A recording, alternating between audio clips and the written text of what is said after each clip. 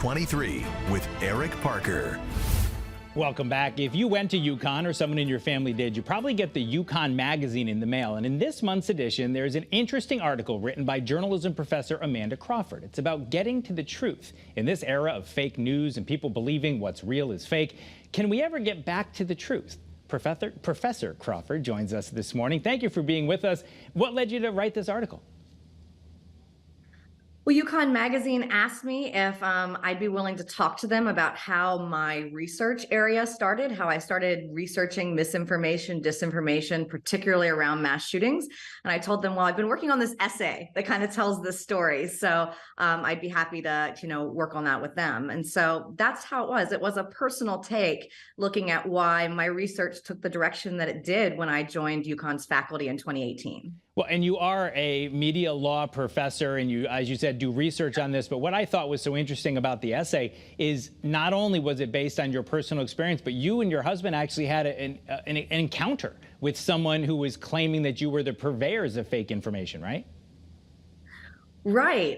We lived in Bowling Green, Kentucky, and I don't know if people in this part of the world will remember, but there was this kind of fake news thing about the Bowling Green Massacre in 2017. And that led someone to come to our home and yell at us and eventually attack my husband. Yeah, physical confrontation. Of course, get that injured, but yeah, but I mean, so that Bowling Green Massacre, it was Kellyanne Conway, right, made that comment, and it turns out there was no Bowling Green Massacre. You, in your role as a journalism professor, somewhat made light of that, but someone came and actually confronted your husband. So, in your research, what is it about fake news and these types of topics that gets people so fired up?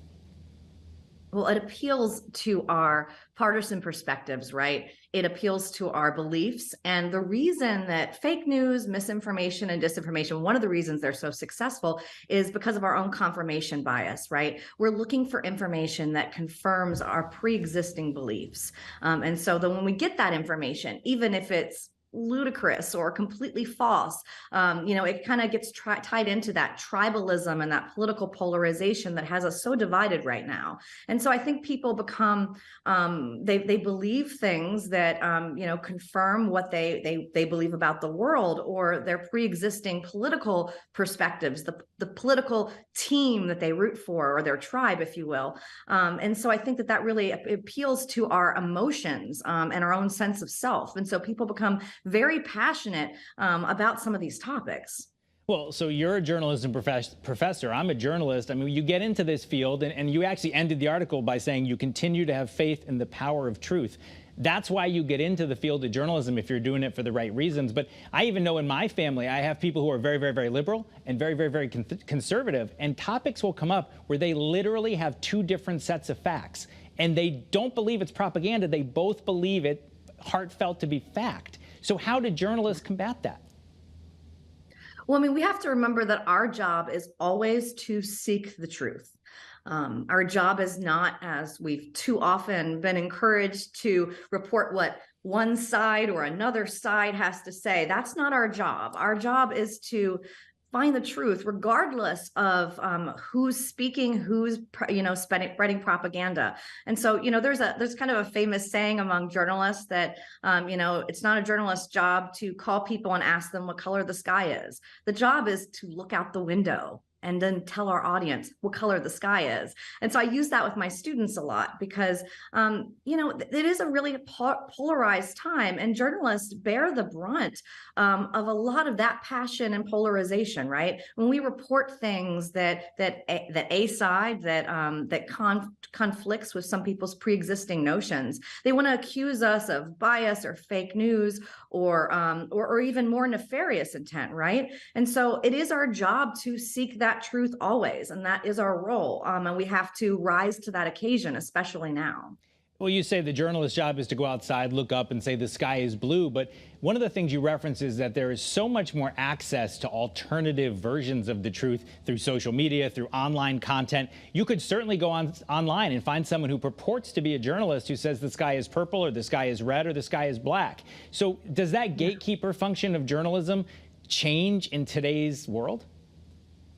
Well, it definitely has changed. And that's kind of how we got here. I mean, the media in this country and journalism in this country was never perfect. We have a free press. So that means that we've always had, hyper polarized press. And sometimes we've had, a media that's been controlled by major corporations that has, always had issues. But with the rise of social media, what we did see is that collapse of the gatekeeper function. And what it's led to is that, as you described, people are dealing with their own realities. And that's not a way that democracy can successfully function. We are always entitled to our own opinions, but we can't continue to think that it's okay for us to look, to accept different versions of reality or facts. Now that's hard. That puts a lot of onus on, the audience and for people in our society to seek out the best facts. And that doesn't mean taking your existing opinion and Googling it and see if you can find someone who has a blog that supports that idea. That's not research. That's not finding facts. So, turning to reliable news outlets is one way to figure out what reality is. And the reality is that sometimes news, if it's truthful, is going to challenge your beliefs and opinions. And that's good. Don't run from the discomfort. We should be seeking reality and the facts. We have about 1 minute left, and I want to ask you that last couple sentences is good advice for news consumers, but what the heck do you tell journalism students this day and age? What do you say to them about what the future holds for journalism? I think journalism is more important now than ever, in part because of that diverse media, system. We need people who are committed to the ideals of journalism, of informing the public so that they can, participate in democracy with reality and with facts. And so that job is really important. And the fact that there are a whole bunch of purveyors of disinformation out there doesn't at all, clear the field for journalists. That means our job's even more important to fact check and provide reality. Well, certainly important and interesting stuff. Anyone who gets the UConn magazine, it's probably in your mailbox right now. Professor Amanda Crawford, the University of Connecticut School of Journalism, thank you very much for being with us here on CT23. I hope we'll have you back again in the future. Thank you for having me, Eric.